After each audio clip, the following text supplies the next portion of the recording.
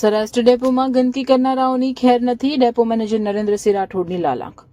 ST નિગમ દ્વારા મુસાફરોની સુવિધા માટે સતત પ્રયાસો કરવામાં આવતા હોય છે, પરંતુ કેટલાક બેજવાબદાર મુસાફરો દ્વારા ડેપો અને બસોમાં ગંદકી કરવામાં આવતી હોય છે. આ બાબતને ગંભીરતાથી લેતા જમ્મુ સૌરાષ્ટ્ર ડેપો મેનેજર નરેન્દ્રસિંહ રાઠોડ દ્વારા કડક સૂચનાઓ જાહેર કરવામાં આવી છે. જાહેરમાં થૂકનારા સામે કાયદેસરની કાર્યવાહી. ડેપો મેનેજરે જણાવ્યું છે કે હવેથી જો કોઈ પણ વ્યક્તિ એસટી ડેપો પરિસરમાં ધૂમ્રપાન કરતા, પડીકી કે માવો ખાઈને થૂકતા પકડાશે તો તેની સામે કાયદેસરની સજા અને દંડનીય કાર્યવાહી કરવામાં આવશે.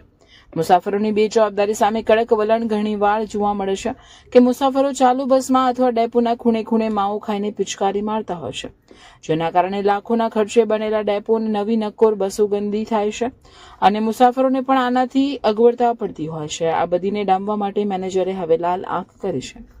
ગંદકી મુક્ત અભિયાન. જંબુસર ડેપોને સ્વચ્છ રાખવા માટેનો નિર્ણય. ડેપો સ્ટાફને ગંદકી કરનારા ઉપર વોચ રાખવાનો આદેશ. મુસાફરોને પણ સહકાર આપવા અપીલ. Jambusar depot manager NC Rathod.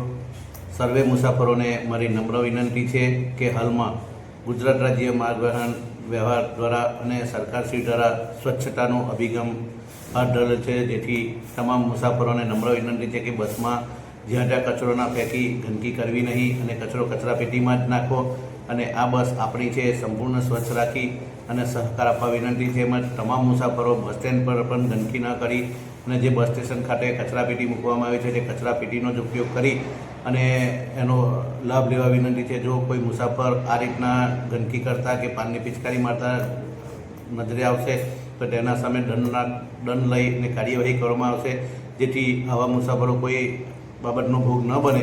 તેથી તમામ મુસાફરોને મારી નમ્ર વિનંતી છે કે ડેપો ખાતે સ્વચ્છતા જાળવી અને સ્વચ્છતા એ આપણો એક અભિગમ રાખી અને સ્વચ્છતા આપણી પહેલ છે તે તમામે ધ્યાને લઈ અને સહકાર આપવા માટે વિનંતી છે.